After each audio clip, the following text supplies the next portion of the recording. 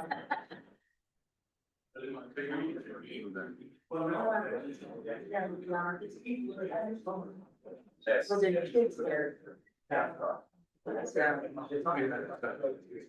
Oh, there we go.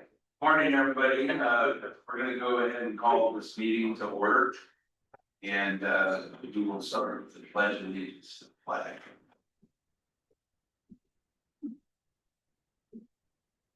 Pledge allegiance to the flag of the United States of America.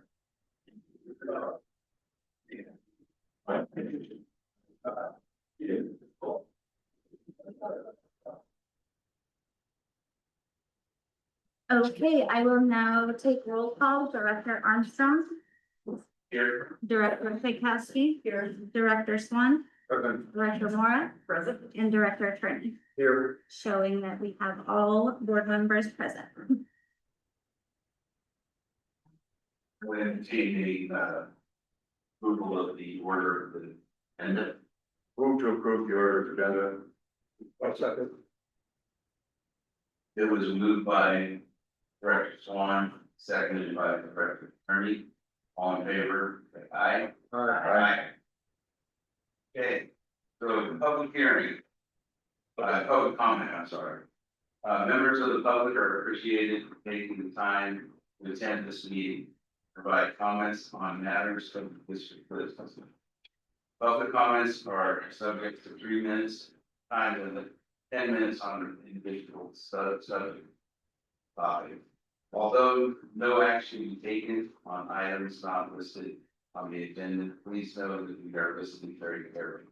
Is there anybody who would like to give a public comment now about something that's not on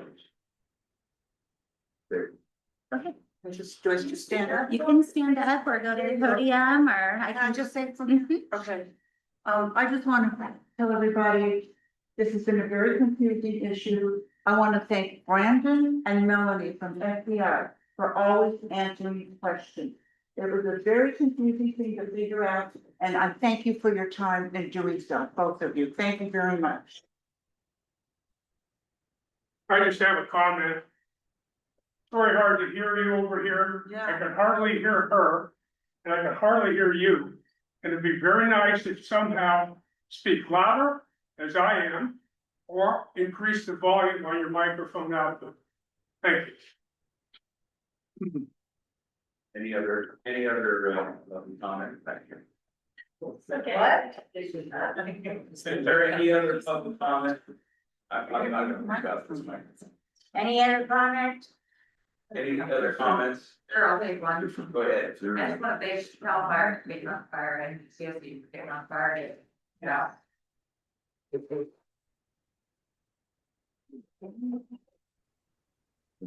I have one online.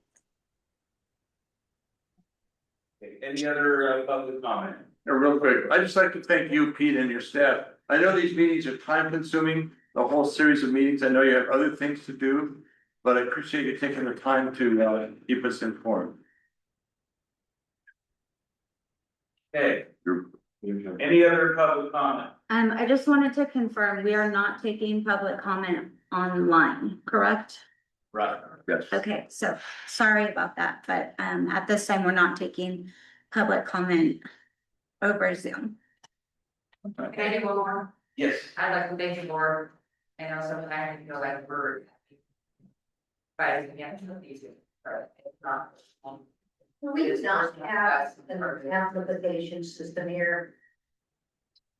I was thinking the board tells them that, I know sometimes they feel attacked, but we're not attacking them personally, we're fighting against things. We're still standing up for our businesses and. Thank you, Carrie. Okay, no more public comment. We're gonna go ahead and move to the public hearing. The district will conduct a public hearing regarding the proposed Groveland Community Services District Fire Protection and Emergency Response Service settlement. Conduct the tabulation of the assessment ballots. Submit pursuant to Article 8E of the California Constitution and the Proposition 218 Omnibus Implementation Act and determine whether to levy the proposed assessment based on the results of the ballot tabulation. So we are going to be talking about the adoption of the resolution approving the engineer's report, confirming diagram and assessment, and ordering levy of the Groveland Community Service District Fire Protection Emergency Response Assessment. Okay, so we're open to the public. No, nobody is.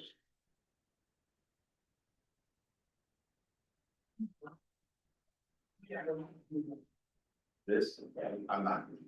We can't hear, John. Oh, okay, so sorry. Okay, so we're opening the public hearing right now. That's not very remote.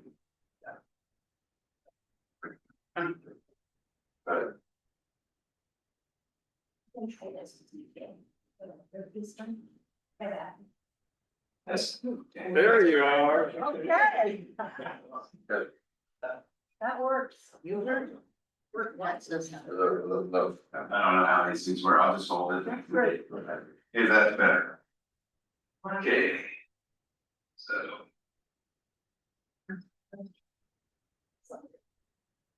All right.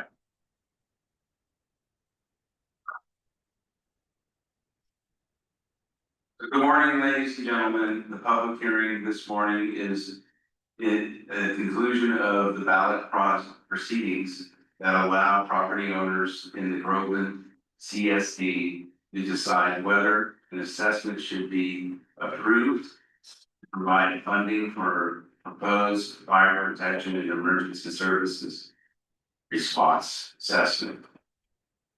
This public hearing gives property owners and residents another opportunity to obtain additional information about the proposed assessment and to provide any additional input or comments to the district. After the end of the public input portion of this hearing, the ballot period will be closed.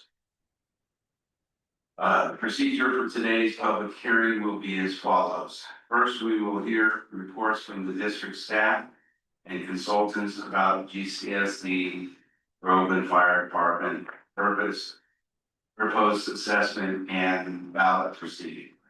Next, we will open the public hearing so that the public can speak about the assessment and ask questions. After the close of the public input portion of this hearing, staff and consultants will answer the questions raised. So basically, after your comments, it's not going to be a question and answer type comment. Just give your comments, any questions, they will keep track of them and then we'll try and address each one. After the close of the public input portion of this hearing, staff and consultants will answer the questions raised. After the questions are answered, there will be a final call for ballots to be submitted. After the final call for ballots, the public input portion of the hearing will be closed. The ballot tabulation process will commence.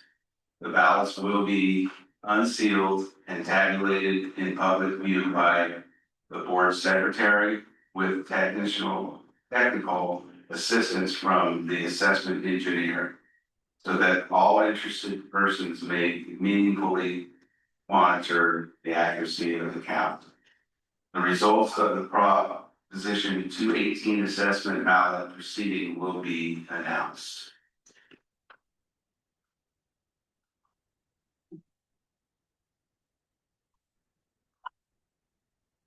So all ballots must be submitted prior to the close of the public input portion of today's hearing.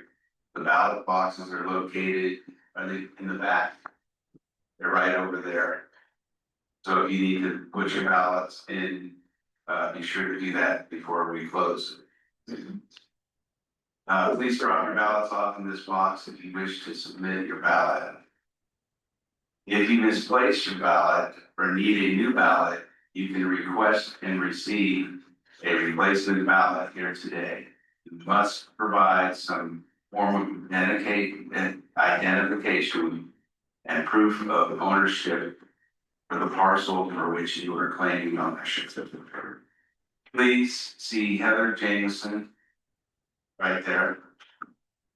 The person with her hand up, go ahead. Raised to receive the replacement ballots.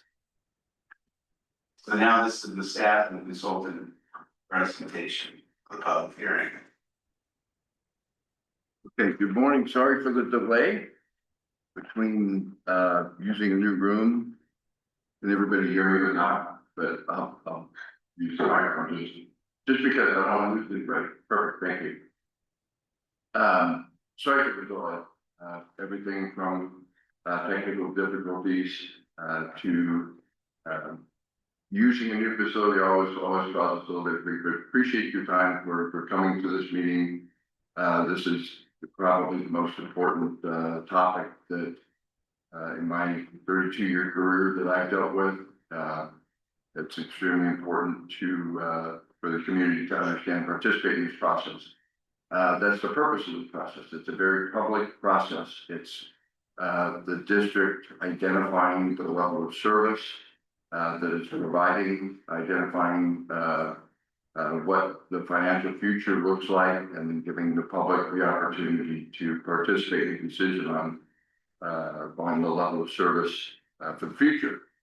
So in the agenda materials, we have a staff report, and it describes the fire protection and emergency response services that the district provides. And as you know, I'm going to just read this a little bit just so that I make sure that I stay on point. Our response area is entirely designated very high fire hazard severity zone.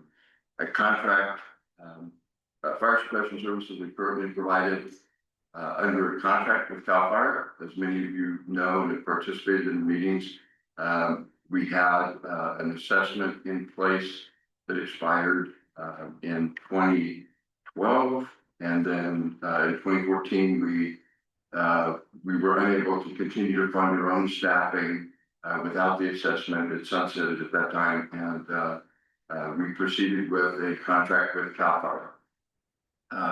And that has continued to today. So CAL FIRE has provided 2 full-time staff on the GCSD-owned engine at the Station 78, which was built in the 1970s. It was public dollars raised locally here. The main thing to understand is these are local dollars and locally based on decision-making and budgeting of this board of directors and service levels that are defined by the public. So that contract with CAL FIRE has continued. It was a very inexpensive option in the very beginning, and it provided 2 staff full time on that engine responding to all calls. Okay, at the time, from 2014 until 2022. And even before that, when the district had the fire department, the only engine that was designated to the Groveland area for structured or for property and life protection was the GCSD engine. That engine responded to calls within the district boundaries. It also responded to calls anywhere there was an emergency call between, if it was moccasin, if it was on the grade, it was the GCSD engine. If it was out at Evergreen Lodge in Rush Creek, it was a GCSD engine. We were backed up by CAL FIRE. CAL FIRE has a station on Merrill Road. That station is a B station. It basically is funded by the state. It's staffed by the state when that station is open during the fire season. They're on the wildland mission, so if they have a fire and they're dealing with a fire on the grade, if there's another call somewhere else, they're going to stay on that fire on the grade. And so that's the importance of the GCSD engine, and the reason that we're having the conversation is that engine, the GCSD engine, is dedicated to life and property, where the state engine and Cal Fire is dedicated to wildland response. So from there, there's been changes in contact with Cal Fire. Cal Fire is moving to a 3-person staffing, and that occurs in another, I believe it's a year, 18 months from now, we start to add staffing to that engine, and that's a requirement of the contract with Cal Fire, and that's for safety and to meet NFPA National Fire Protection Standards. Also, the purpose of the assessment is to address the structural funding gap. If you attended the other meetings, you saw that the amount, the fire department is fully funded by the property taxes that we receive, not a separate property tax, not a special tax, not a current assessment, but the ad valorem property taxes that were established, that were codified under Prop 13. So the district has always received those, and they've allocated them to the fire department to fund the fire department. That amount increases by 2 to 3% a year, 3% when the property values are increasing, 2% minimum. And that money comes back from the state, from the county to the state, back to the district to fund the fire department. That has been short of even funding the Cal Fire contract now, today with 2 people. It's much shorter when it comes to adding that 3rd staffing. And it does not include an equipment replacement fund. It doesn't fully fund the operation of fuel, insurance, supplies, everything that they need. We've been successful with grants. They're very small. They're for small equipment, and they typically only pay 50%. So as the manager, that's what I look at is what are our costs? We're at the minimum level of staffing with Cal Fire at 2.0. We know we're going to have to go to 3.0. So we know that's going to be an increased cost. And today we're already $400,000 in the year short to fund the 2.0 staffing. So we've got 3.0 staffing. I know our engine is 17 years old. Once you get past 20 years on a frontline engine, you start to see reliability issues and also potentially enhancements to the new engines that aren't there to help with safety and firefighting. So those things all come into my management mind as I have been presenting to the board for 5 years. It's been at dozens of meetings where we've talked about this. We've done a master plan, which updated where we are today, what things we need to work on in the future. We've worked with the county many times and continuously to try to get them to provide either funding so that we can add an engine to respond out to Evergreen. I'm just going to use that as an example. Or for them to build a station because they have a huge obligation. If you saw that map that we produced for the last meeting, they need to be able to respond to calls outside the district boundaries so that the district engine is dedicated to district responses. It took until 2022 of continuously working with the board of supervisors to get them to dedicate an engine. They did. They actually got grant money and they put that white engine.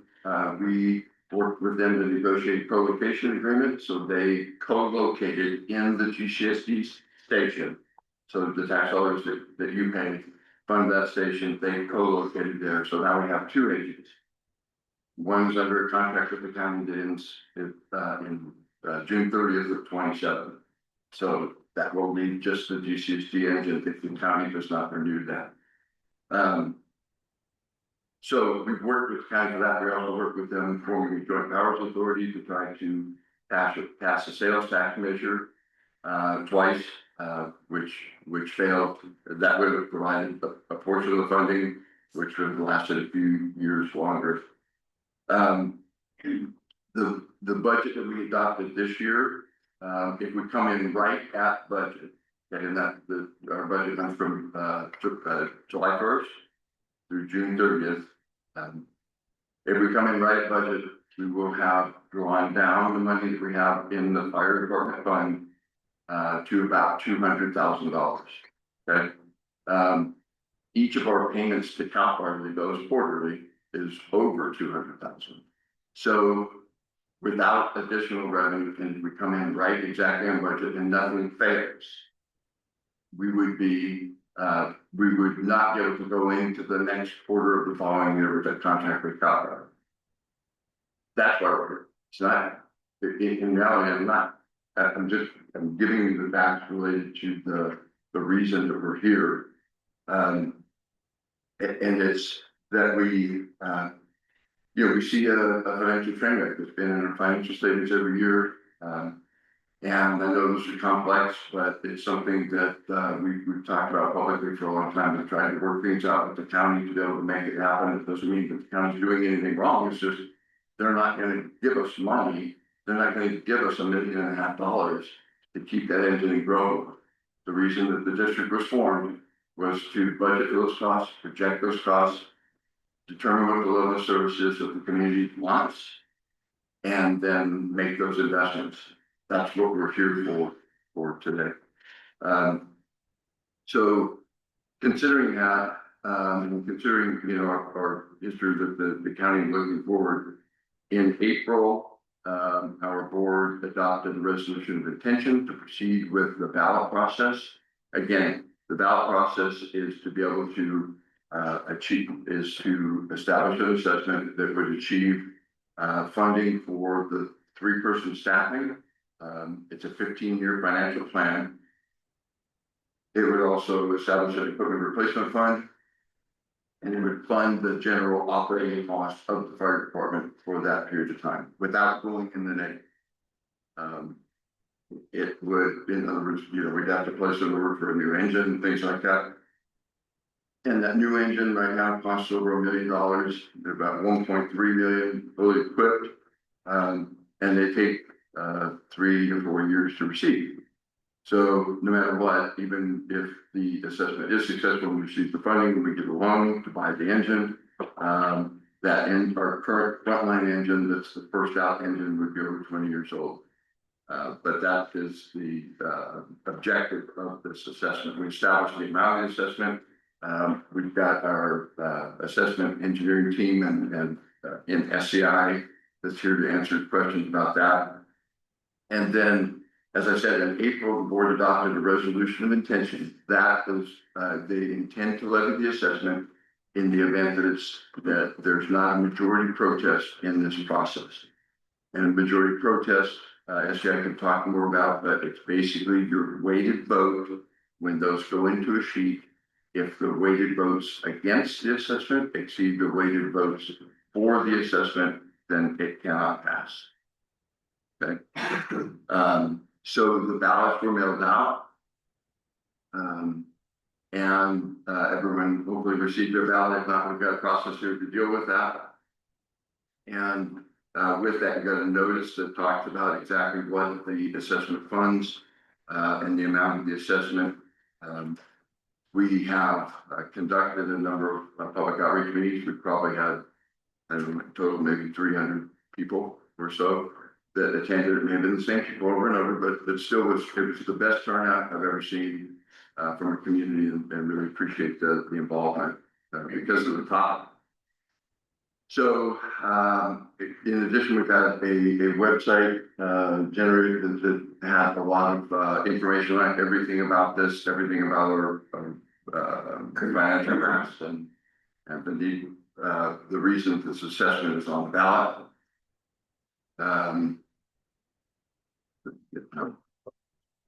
Next section, sorry, my internet's not up, more technical difficulties. We mailed the public notice on the ballot to all the property owners of record. Now we do that on a lot of go through a specific process. We go to the county, we get their tax records, their certified roll, and then we use that to mail the ballots, to identify the property owners and mail the ballots. That never is a very clean process. We have had some replacement ballots that had to be issued because the property has changed or whatever. So make sure that if you didn't receive a ballot, that you talk to SCI today. We also have a process for written objections. And that's required by law. And I'll talk more about that in a minute, but we did receive back and have distributed to the board one written objection, our response to that objection, and then a reply back from the objector on our response. And the process for today is then receiving your public comments. And as President Armstrong stated, we'll take public comments. If you have questions, we're not going to do a back and forth at the podium. You might want to either use this little device or come up to the podium to give a public comment. If you have questions, we'll take those questions down and following when we've received all of the comments and we've got a series of questions, we'll take the time to go back through each one of those and respond to them. So I'd like to introduce SCI, give them a microphone, and they can walk us through the process. This is not a GCSD design process. This is a process that's identified in the state constitution and California law that we have to follow very specifically. That's why it's a little bit clunky for community like Groveland. What's a way to ballot in this case? Right, that is the person to speak on that. So what we'll do is, once we get done with SCI, as John talked about, then we'll open the public hearing and then we'll take specific public comments questions. Did you say I didn't hear, did you say you got one written protest? One written objection letter, yes, Just one, yes. okay. Good morning, members of the board and members of the committee. My name is Melanie Lee. Thank you for having me here. I apologize, I'm gonna walk over this way. So this process that we're doing is very, it's not a new process, but it is new to some people.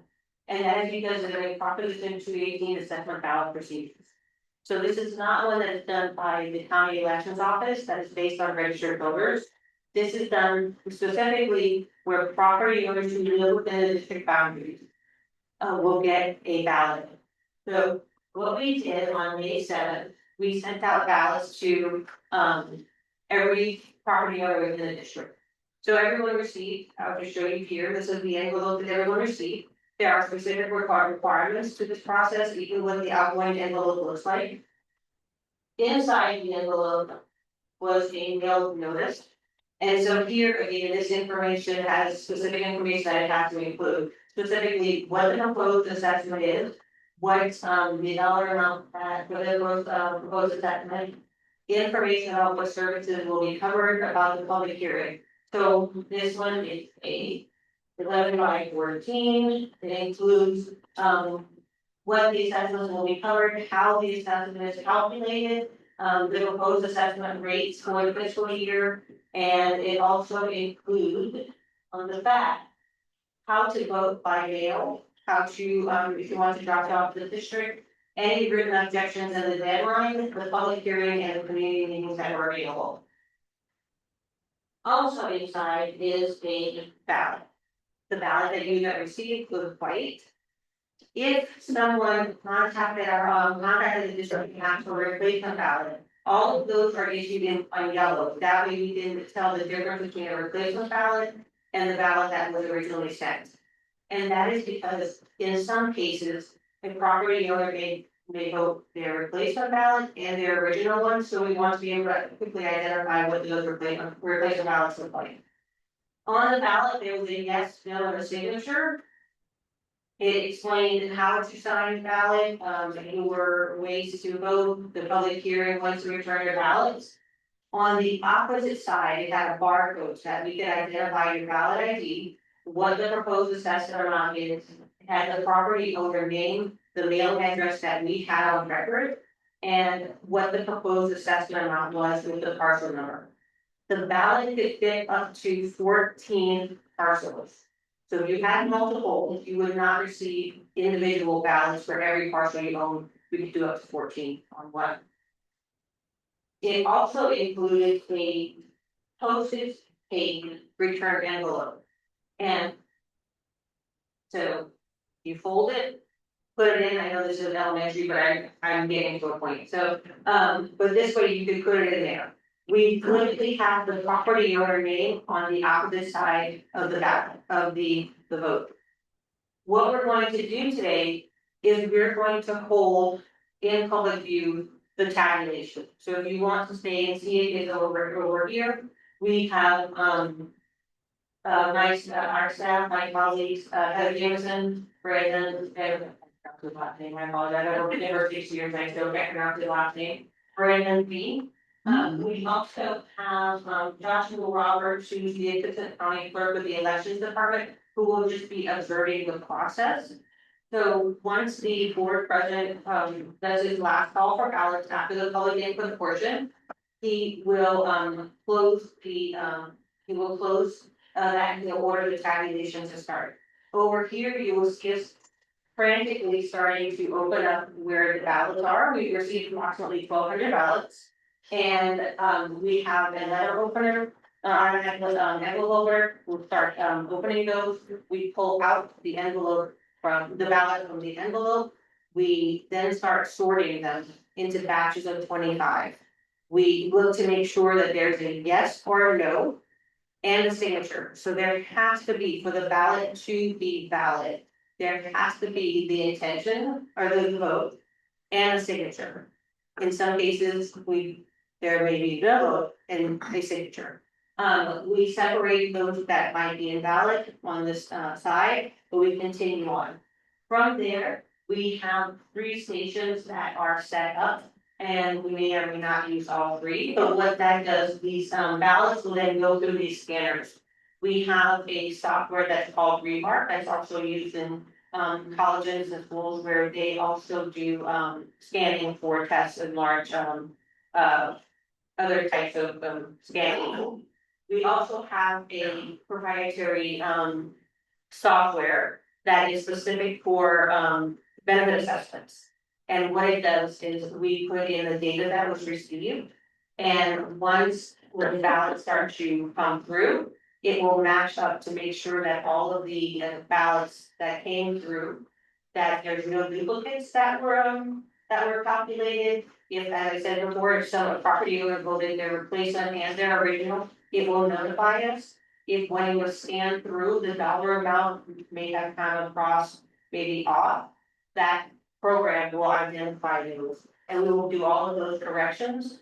At the end of that process, it will give us a summary. It will give us a summary of how many ballots were processed, how many yes votes were processed, how many no votes were processed, and their total dollar amount.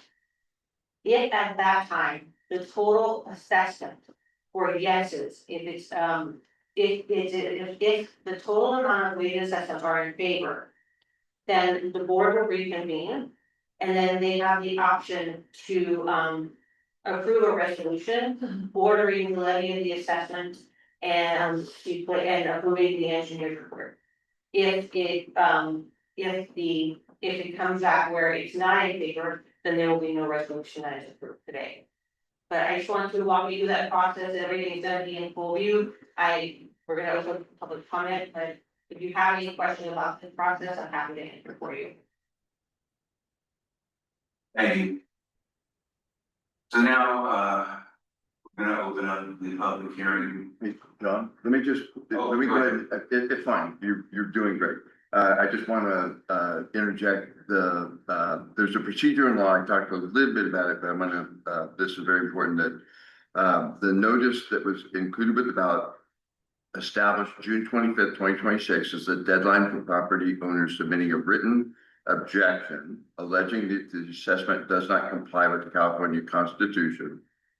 And that's addressed to the district. Now that's different than your yes or no on the ballot. That is a specific objection to the assessment, the development of the assessment, the process, or anything else related to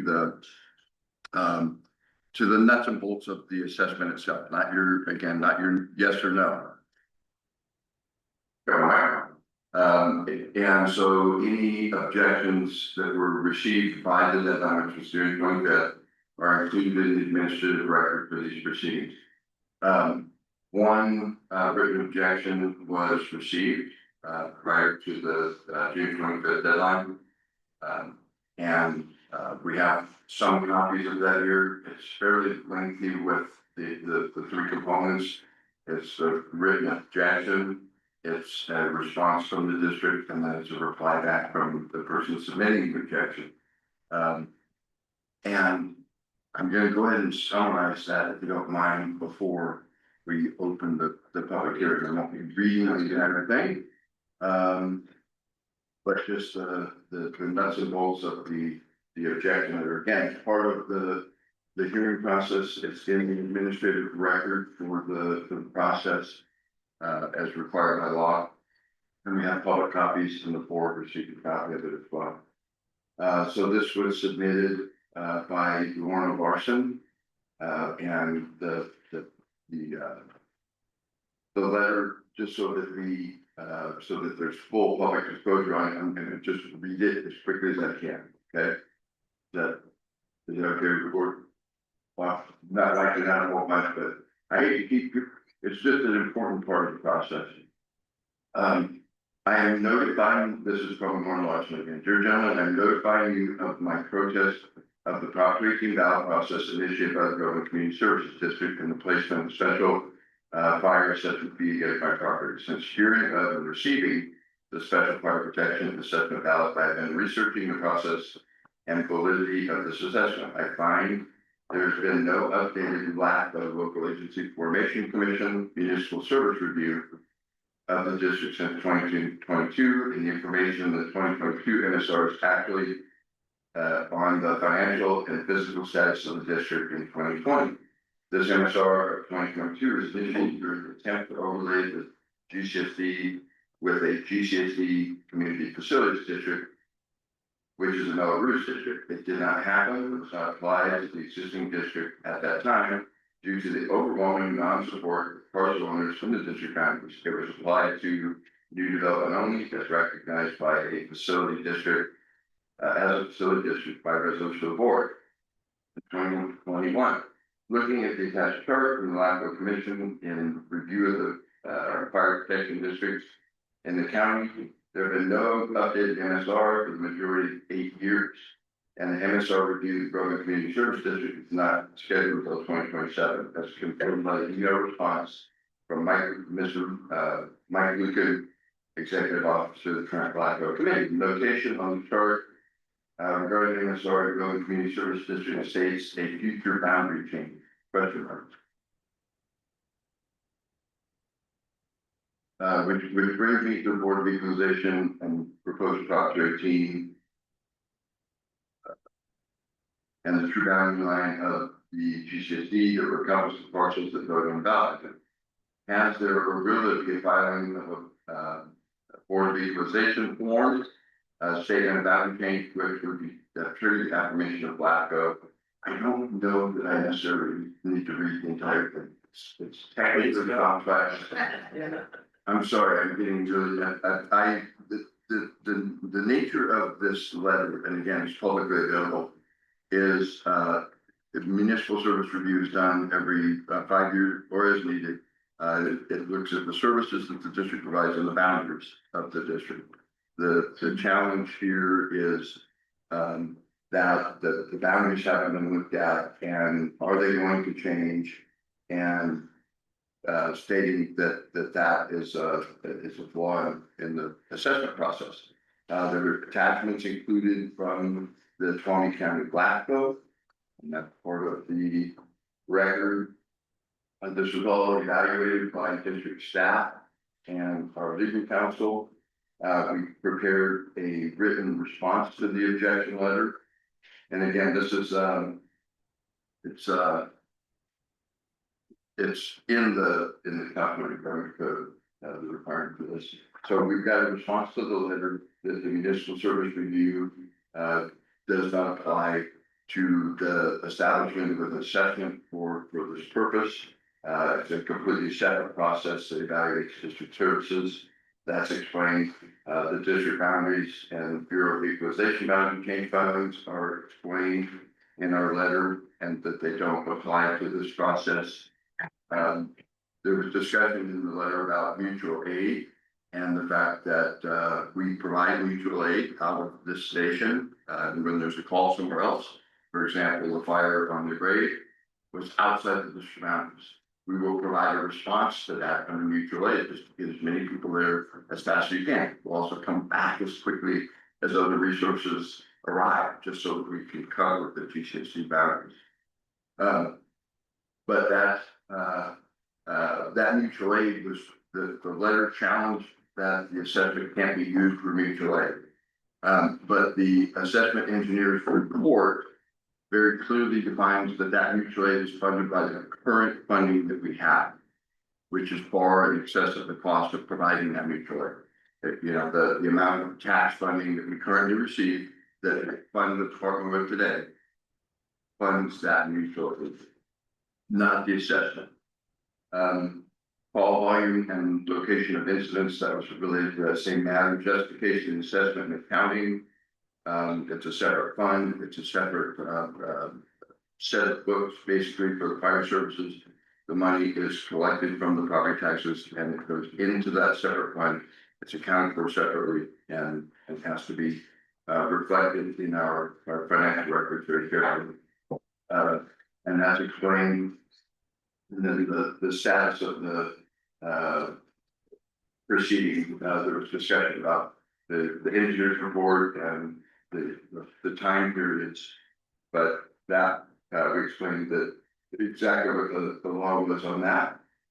So that response was sent and received, and then there was a reply back from Lorna Larson, which I believe is the same one, Atkins, just saying she disagreed with our response. So that was part of the administrative record. Sorry for the length of that, but it's part of the legal process to include that in the administrative record. So that was the only written objection received by the town. And it's important because it affects the process and is part of your consideration in the action. Thank you. Now open the public hearing for the proposed fire protection and emergency response services assessment. If you wish to speak, do we have those cards? Do not get cards. Just raise your hand and we'll take you in order. And then please state your name and your address, the record, and direct your remarks. Please be ready to speak as soon as the person before you is finished. You may speak only once during this hearing. All comments are limited to a 3 minutes per speaker. So with that, members of the board, staff will not respond immediately to your remarks. All questions raised will be answered after the public comment has been. Now, does anybody want to speak? Raise your hand if you would like to speak on this matter.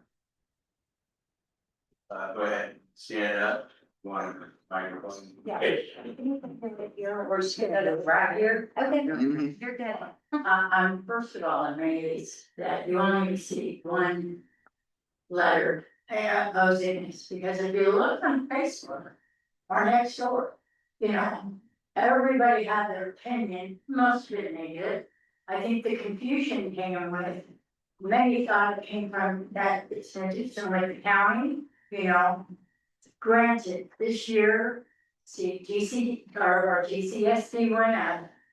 Understandable, because it hadn't gone up in a long time. I understand that, but we're all living on our income. It cost me double for gas. It cost me this. It cost me this. So it was a bad time, you know, that this came up. But neither here nor there. You need to guard yourself. And I want my house protected. I want other people protected.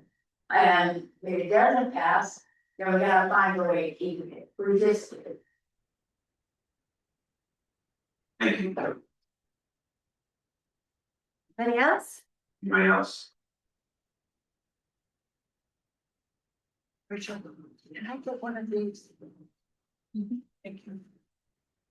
Okay, last call for anybody that would like to speak.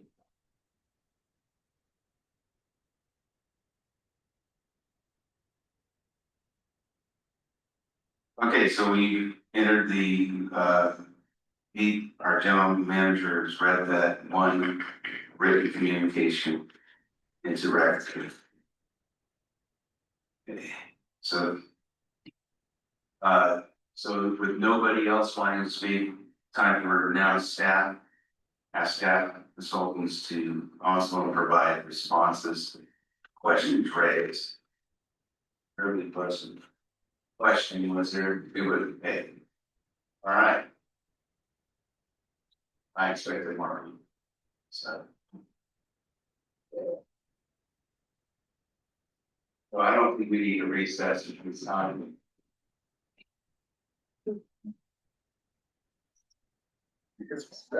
So We close the public hearing, sorry.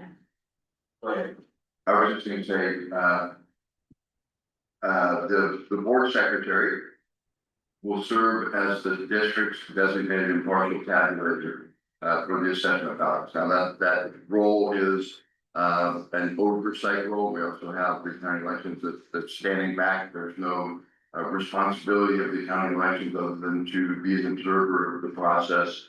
But the board secretary is the one responsible to make sure that that everything gets into the record, that all of the ballots are tabulated and marked appropriately, and that those get into the program.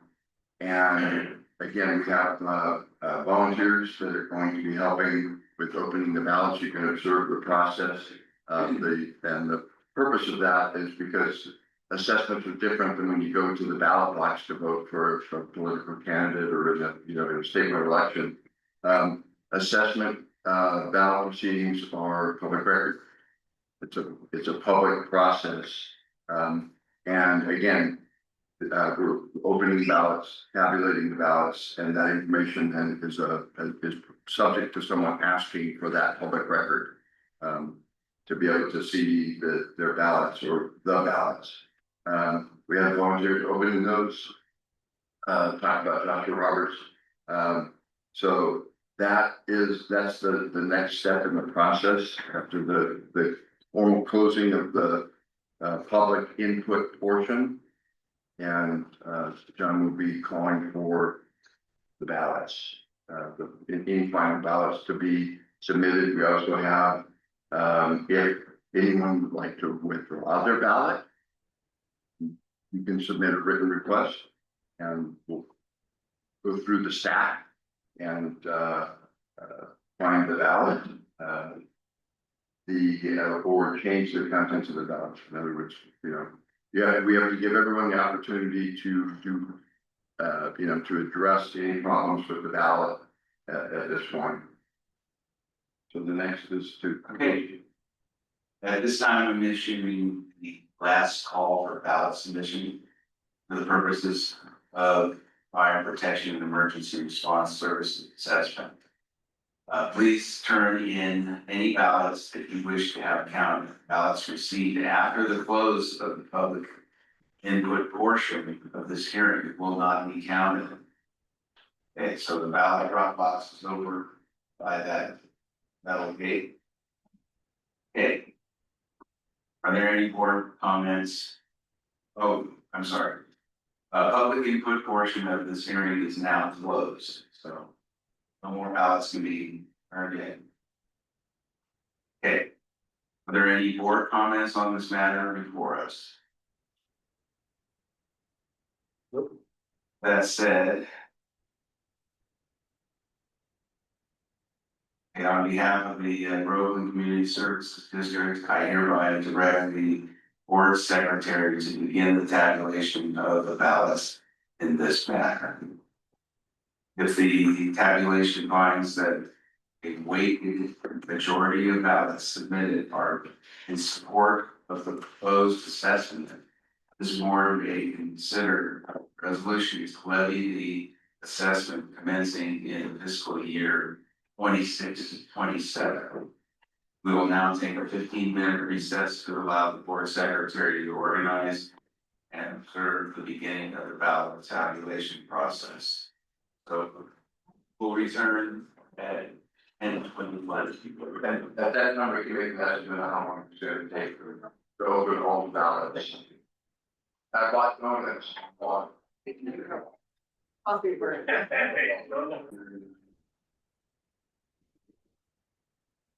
And items, the following, package. So, that's on the day of hearing for. No, Michael. This, oh, district will, conduct a public hearing to receive public comment and input for the placement of delinquent charges for the fiscal year 2025-2026 on property tax. The adoption of resolution approving the placement of delinquent charges for fiscal year 2025-2026 on property tax.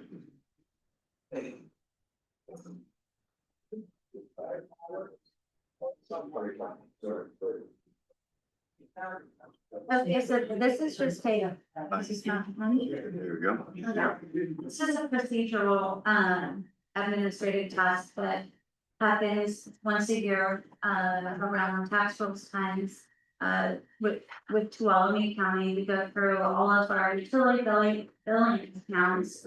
And if they have not paid, if they are 90 days overdue, this is the time where district staff can place property liens on the tax roll. Megan did include a report on the totals of delinquent charges for this year, and it's just over $37,000. All of the proper procedures were handled, the property owners were notified. The notice of public hearing was published in the Democrat on June 13th. And all of the property owners were also noticed on June 11th. And this public hearing gives them the opportunity to make comments and protests or objections to the board regarding their property.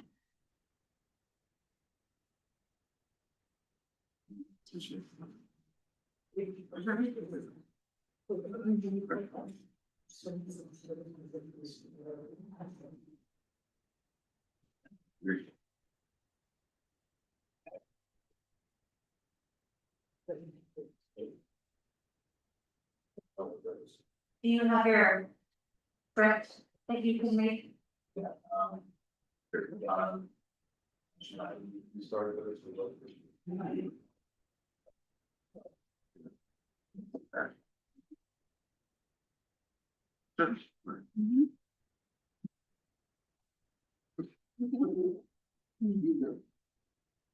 Right.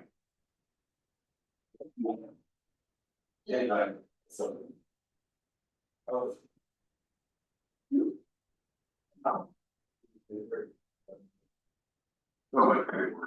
Okay, purpose of this portion of our meeting is to conduct public hearing, receive public comment and input for the placement of delinquent charges for the fiscal year 2025-2026 on property tax rolls.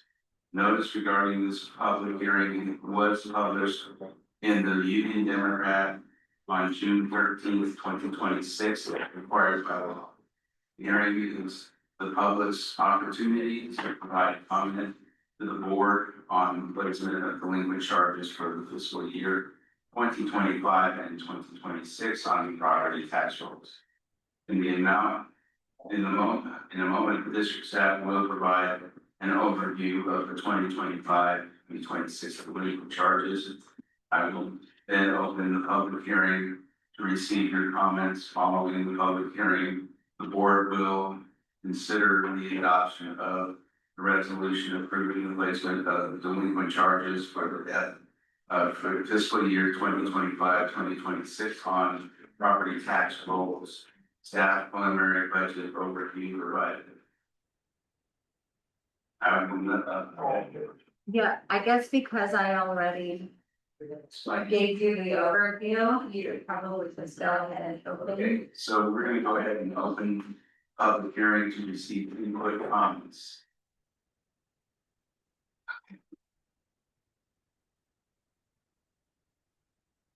Anybody have, go ahead. I have a question. So when you're putting this, you're turning this into the county, like putting a lien on the property of the person that's delinquent? Yes, You're putting a lien Yes. just for your amount, and what percentage does it go up every year? it doesn't. It doesn't. It's just collected on the property taxes. So in other words, Collected on the property you taxes. just leave it there for 5 years, then get it on. Does the same thing happen? If you don't pay your property tax, like the county could sell your property in 5 years, does the same thing happen with your lien or no? If you don't pay your property tax, they have the right to sell your property. I'm stumbling a little bit because that question has not been asked. I'm not sure if, John, Brinsky, our district council is available to answer that question or refer to the question. Looks like He's on. he's on. John's question was, if when we, give this to the county tax collectors, placed on the tax roll, it's collected with the property taxes, it's going to amount. Is it treated the same way as would be the ad valorem taxes or anything else where the county would, potentially foreclose on a property for non-payment? Yes, the potential foreclosure though is more in the hands of the county than GCSD. But it would be paid and collected in the same way, but mostly at that level would be administered by the county. Could collected be taken collected in the same way and yet it would be subject to county procedure It or. would be the same thing. Yes, right. Thank you. We haven't seen that occur, but that it is a potential, it would typically be a case where someone was not paying their taxes. Right, it's the same thing. Major balance already. Yeah. But again, the purpose of doing this is not to penalize anyone, it's basically to protect all of the other ratepayers that do pay the bill. To collect this in the tax roll because we can't collect it from them directly, they're not paying it directly. Thank you. Any other questions? Wait. Yeah, I do. I know that we are one of several entities that are attached to the county tax roll. How many other entities would be affected by a delinquent taxpayer? I can't really answer that question. Other entities within GCSD? No, within the county. Oh gosh, any other public agency that has the authority in their enabling Okay. legislation. Yeah. To collect them, that is specifically codified in state law that allows us to be able to collect delinquent program and interest. So we're still in public comment on the public hearing and receiving public comment on this. I do want to make you aware that we were delivered a written communication. I'm not going to read it. I'll just let you know that staff has reviewed this. This is from Steve Gallegos, Blue Sky Investment Holdings LLC. You have that before you. It's in the record. That property is on the tabulation. It's in your packet. It's in the public information. And I can't contest on his behalf, but his letter, he couldn't make it to the hearing today, so I wanted to present it. So presented, he's contesting it. We've looked into it as far as I looked into the history of the account and the way that we treated the account compared to the way that we treat all accounts that are in this status. And it's identical. There's no difference in the way that this product is than any other. So it's that recommendation is to approve it as presented. Any other questions? What is the amount of delinquent taxes right now?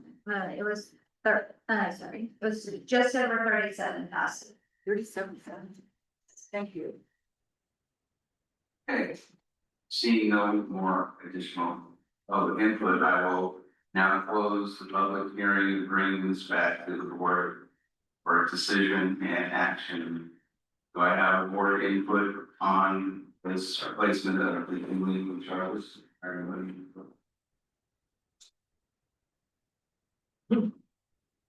We'll entertain a resolution adoption recommendation. I move to adopt resolution 23-2026. I move to adopt resolution 23-2026, approving the placement of delinquent charges for fiscal year 2025 through 2026 on property tax rolls. That was moved by Director Krakowski and seconded by Director Swan. All in favor? Aye. Anybody opposed? 5-0. This passed.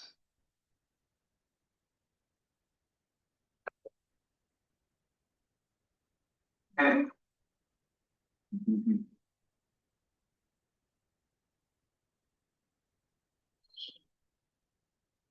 So we're going to do the item number 5 and adoption of a resolution appointing members of the Citizen Advisory Committee from the applications received to provide independent community-based input, oversight, and transparency regarding the Groveland Community Services District Fire Protection and Emergency Response Service Assessment.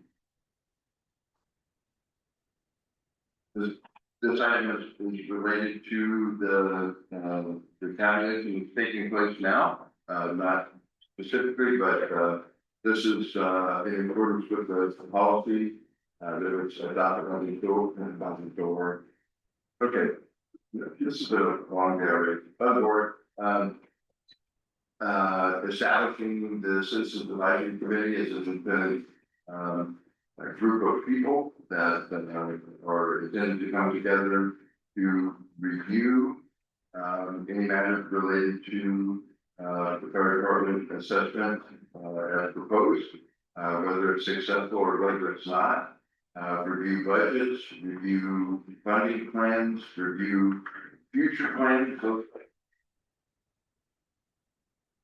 and make make recommendations from the committee. There's supported by staff. Staff will facilitate the meetings for, organize getting everyone together, provide information.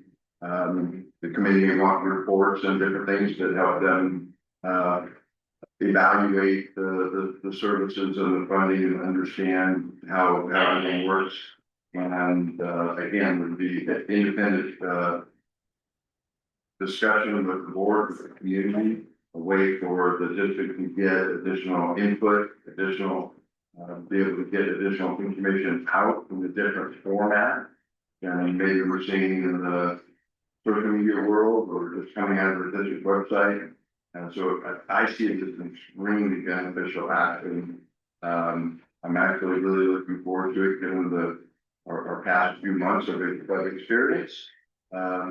And we've got some very interested members of the public that have already submitted applications. Those are in your packet with the recommendation that we move forward with the appointing this committee as presented.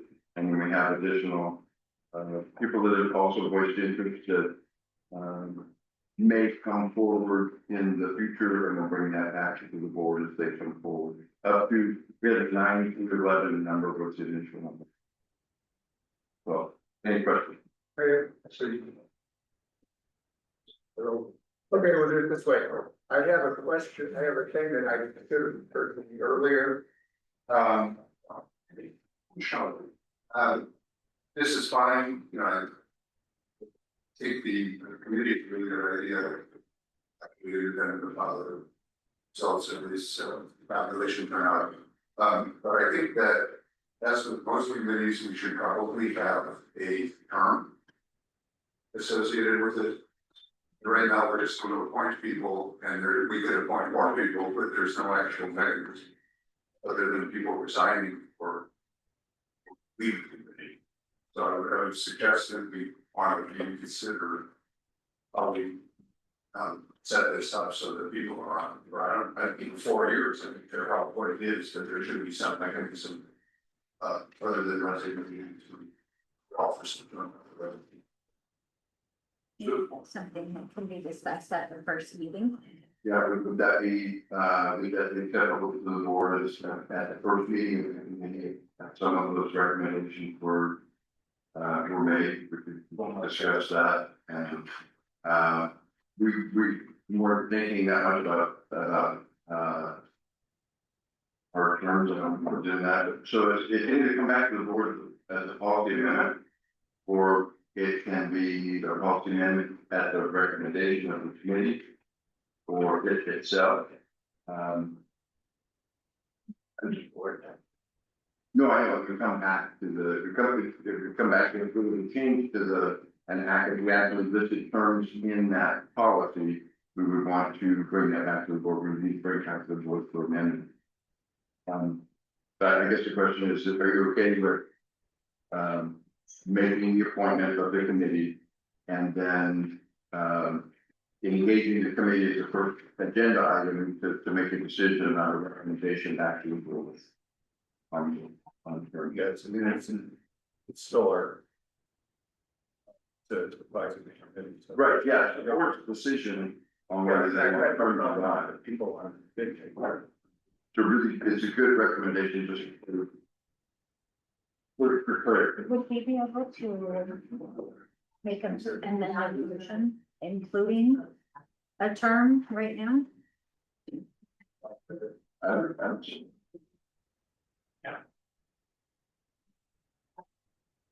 Through your term. The meeting. Yeah, that's enough, right, it's just. Yeah.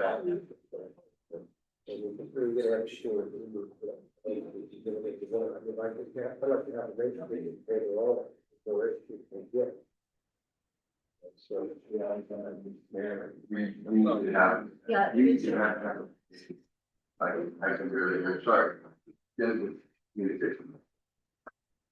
No, I was just saying that, to your argument a little bit short, I got that meeting here, we never give our own, the committee, you know, the more than a lot of more experience to get, more, get anything to that, so.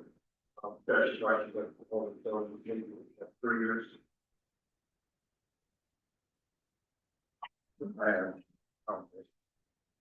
When would this committee be? So, sorry, it's inconvenient, but we don't have, right, as soon as we can coordinate a meeting. That, you know, again, regardless of the outcome of today, we would want to engage the committee in discussion very quick.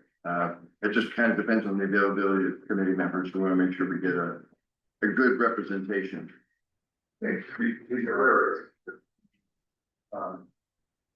If that passes, then the principal development committee is starting to monitor assessment on making certain, that's the kind of motivation for citizens is to provide citizen overview and make sure that the assessment is being correct for you. Additionally, even if it doesn't pass, that's why we consider this one. Yeah, I heard that have some citizen input into, you know, we should be doing. Yes, if it fails, because we try to figure out what or just, I just don't think there should always be some kind of term. I'm fine with 3 years, even just 4 years, you know, so. So just do. So that would be in motion. Yeah, I agree, doing 3 years is fine with me. We'll entertain a motion. Yeah, I'll move to, approve resolution 24/2026. That's the reason part of it, I'm not actually going to read. But with the provision that the, at least for initial purposes, the initial term of the appointees will be 3 years. Well, it's hard to hear, sorry. Sorry. What was speaking I of- thought your name is still. Yeah, we're gonna let you guys talk in just a minute. Okay. Sorry. Okay. Okay, so, got a second?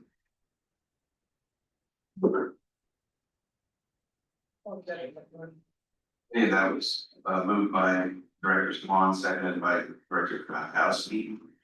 And, now we're gonna go ahead to public comment. Not throw a wrench into it. As someone put it, to be honest, I totally agree with what you're doing. But they, but I think it needs to be a little staggered. And they just bring that happens, like, where you have, where you're refusing, where you.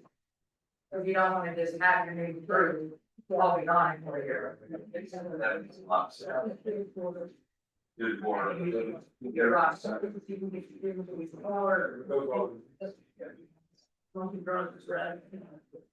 I agree, because I'm thinking the same thing, it's like, here's, people will be trained, and then here's this big turnover. Right. So, Let's run the overlap there. so with the 2 years and the 3 years. We're all good, percent of or, and then they'll just draw, like, okay, we're running over 2 and a 2 year. Right. This person, that person, that person. Is that agreeable? Yes. So the question would be, is the maker of the motion willing to amend the motion to approve the recommendation with, implementing staggered terms? I did. Yes, I'm, well, that's the part I'm a little confused about, are we gonna, so we're gonna do that right now? As we do it, so, okay, so we're just gonna go, and 2 years and 1 year, 2 and 3. We're 2 years, 2 years, and so we're just gonna do this, and as we approve the original slate of appointees here, we'll just say that's 2 years, 3 years, 3 years, 3 years, to turn that on. And, of course, you can always reapply, you can, it's not like you have to leave, just kind of delete the crown, you don't have to remember to sign you for the group, something like that. Okay, so I don't have that. Where's that? That's into the, okay. That's, motion moved and seconded. Moved by, Director Swan to. Review his move. And then, by Director Krakowski. Okay, any other comment? The board comment? John, should we? You wanna just rip up a piece of paper and do this, good for the 2 and 3 year terms now, or should we not?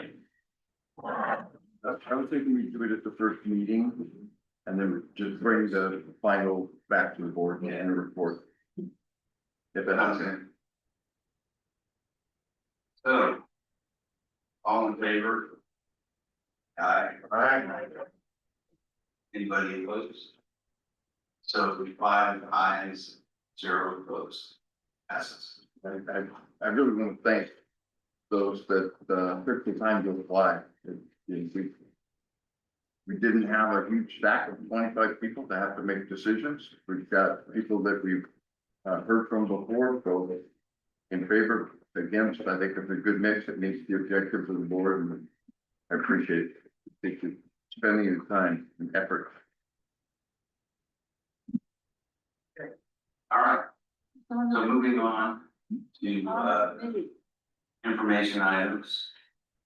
And these, Hold on 1 second, Kate is asking who's on the. want to read names? Well, yeah, if you would. Okay, Use the microphone. Yes. Thank you. okay, Alan Moore, Anna Moore, Larry Moore, Kate Rose. You didn't know, you're on the, you're on. Jeff Paulson, Martin, Newton, Terry Weaver, Amber Whitner, and Jeremy Zewald.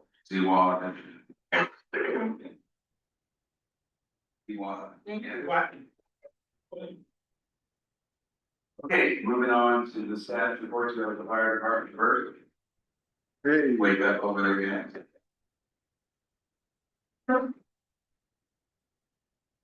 Should I be up here? Yeah, you can. These are. I think it's on. Hello.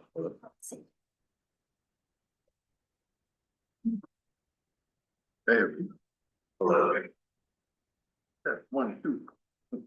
All right, hello everyone. My name is Travis Gunn. I'm the fire captain from the Groveland Fire Department, and this is our staff report for the month of June 2026. Are you pull up the report?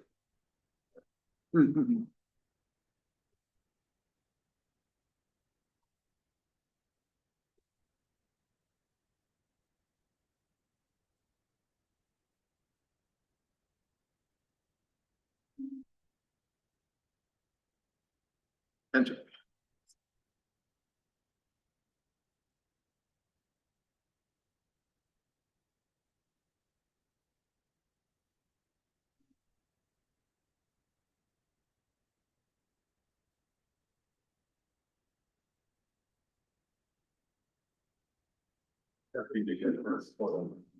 Yeah. At all, the full year, you must do knowledge.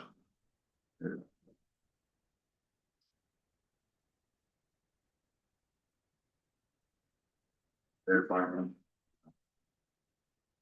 Alright, There, sorry about that. come on up. It says I'm coming up. There we go. Hey. Okay, now you guys can all see what I'm looking at.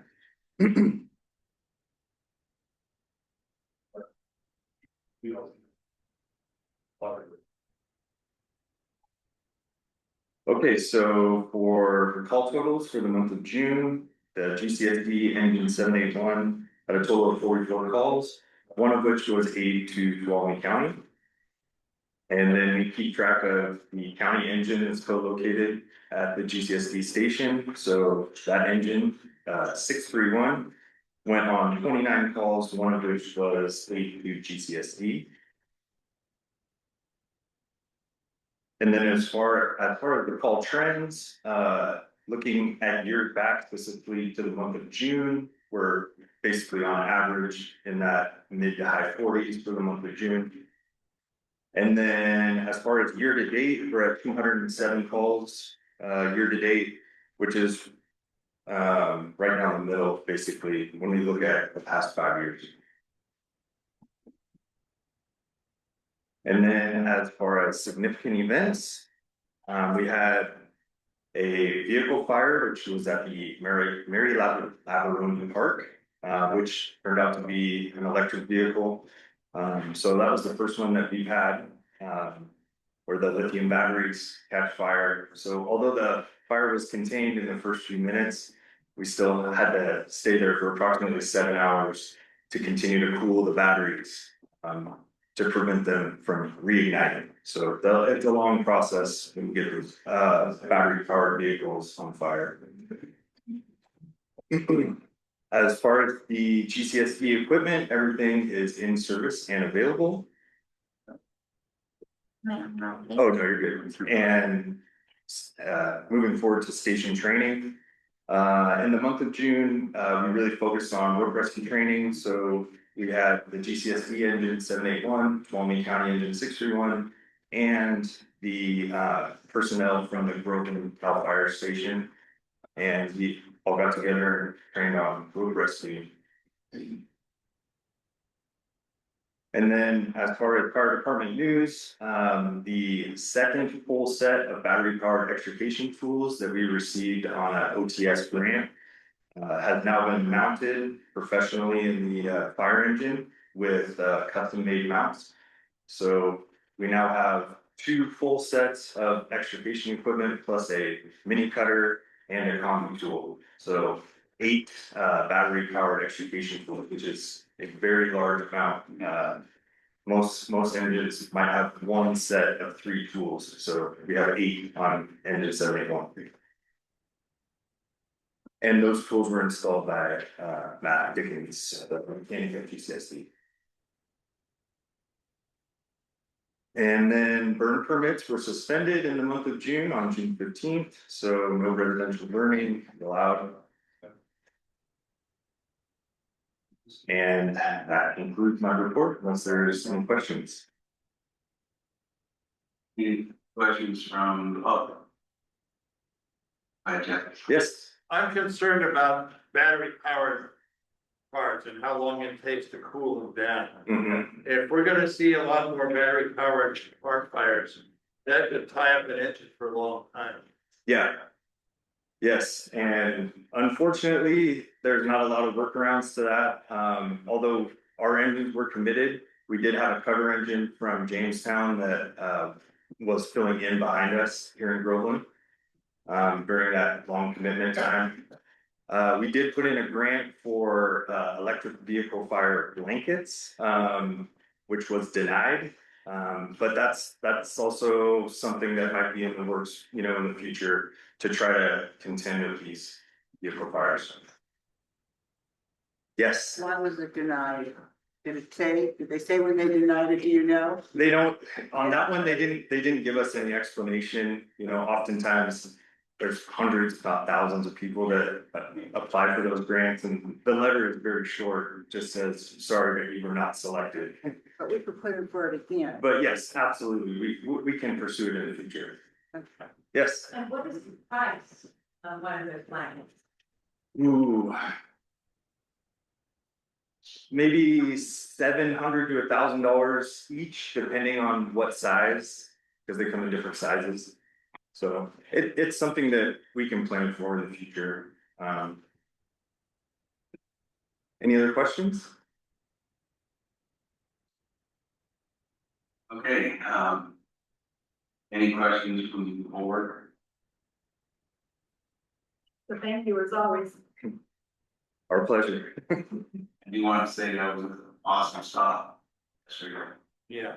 On the grade, you guys are amazing. I agree, there's a retardant all over Old Priest Grade right now. Yeah, we saw it. It was interesting to drive up this morning and see it. We were wondering if we were gonna have to move our horses. Had it and down in the desert, we were on the grade watching. Yeah, thank you. Awesome job. Absolutely. All right. Okay, moving on, surgery report. Bob. Mr. Asper, thank you. You have Bob Esquith, Program Director for CERT. And I want to say, up to now, I've really not liked driving on pink roadways, but I'm happy to now. What? How can the microphone? Like this. That's exactly. Why, from the resiliency side. CERT met with David Salzar, who's the acting head of OES as it transitions to the sheriff's department. And in that regard, we received CERT backpacks, safety vests, and firefighter rehab supplies from OES. We now have enough backpacks for about another 40 people to be trained in CERT. June 27, we conducted firefighter rehab. That's pictures. There we go. We did training with the fire guys that are here local. And then we did training outside and setting up a firefighter rehabilitation station. That went very well. Appreciation to the fire guys that helped us with that. Our July training course will be a special course that PG&E has for CERT members. And we, Bob may eventually be trained on answering phones for OAS. But I think they need to get organized under the new sheriff. And let's see. And we're continuing after quite a bit of research on handheld radios, GMRX radios. We have found a handful that didn't work. It cost about $500 to figure that out by buying them and trying them. So we still recommend the GM30 GMRS handheld radio. And of course, it's available from Amazon. Any questions? No question from the people in the audience. Any questions from the board? I just have one. Yep. Thank you so much for what you guys are doing. Important. Oh, you're welcome. Welcome.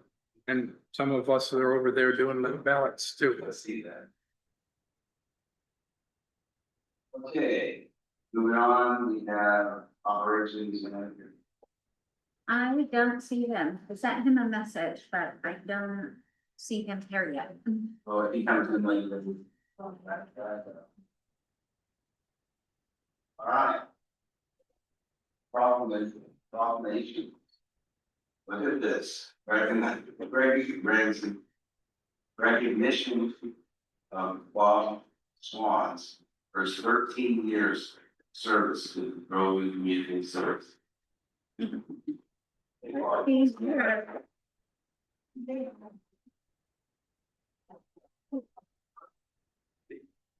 It's my long. I've been on this board for a while together and it's a pleasure to be working with Bob. Thank you. Where's his flag? That comes at 15. No. Watch.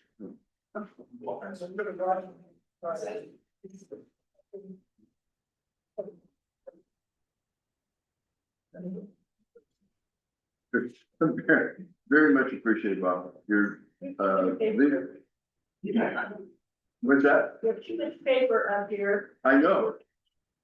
We reversed the order of the agenda from what we normally do, so it's been a little bit confusing. But Bob, I want to, from a management perspective, I want to say thank you very much for both your leadership on this board and questioning everything and being engaged in all of the activities of the district and having the history and balanced approach that you do. It's a real pleasure, and your your leadership on the SDRMA board, Special District Risk Management, which is our insurance carrier, is also appreciated on a statewide basis. And that really raises the value of special districts and GCSD and that whole statewide mix. I hear good things about you even behind the back from other people. So it's always good to have us in the forefront. Very much. And you can see a problem in the financials from just 1,000 yards away, which the country used to serve.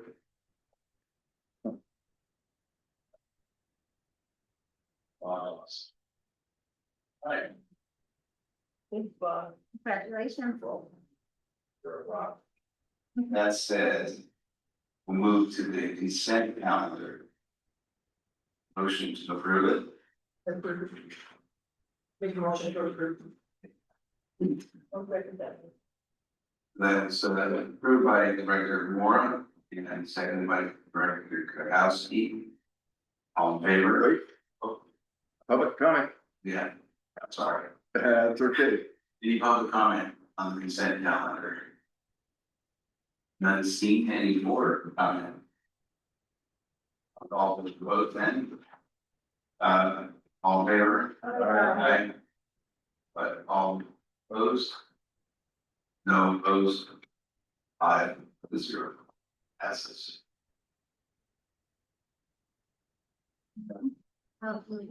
So we have no old business, so we're not gonna adjourn, because we can really count. So no pressure on you guys over there. Gotta feed those guys. Yeah. 150. We do want to say we appreciate everybody coming to this meeting. We'd like to see this many people at every.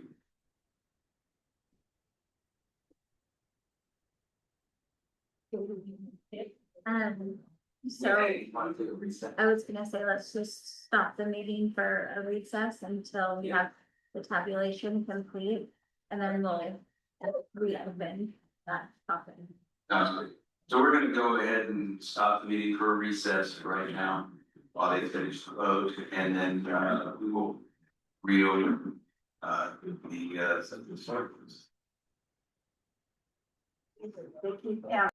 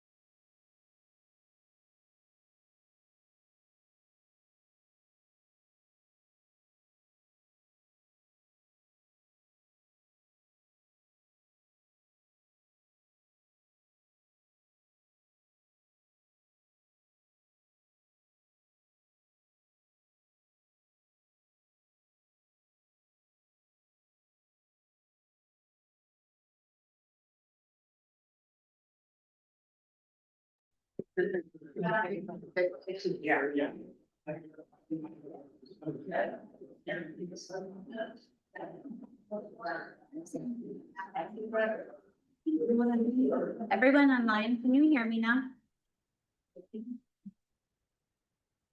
Okay. Okay, we're gonna start this over. Can you hear me? Yeah. Okay. Talk a little louder. Just a little louder.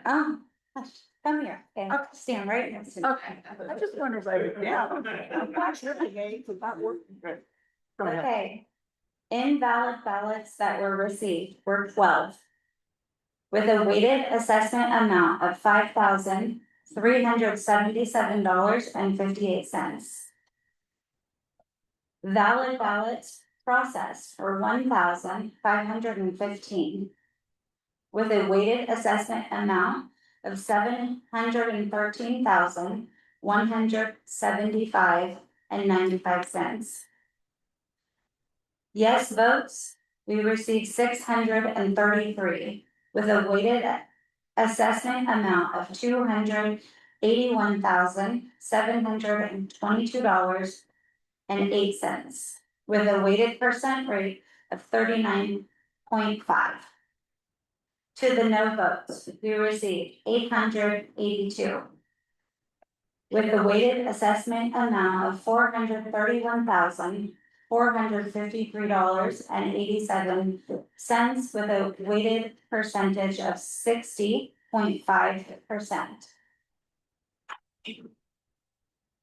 1,527 assessment ballots were returned and received prior to the close of the public hearing that began on July 8th, 2026. This percent represents a 42.99% ballot return rate on the 3,552 ballots mailed. Of the assessment ballots returned, 12 assessment ballots were declared invalid in that they were either not marked with a yes or a no, were marked with both a yes and a no, were not signed, or the property ownership and barcode information was illegible. Thank you. You're welcome.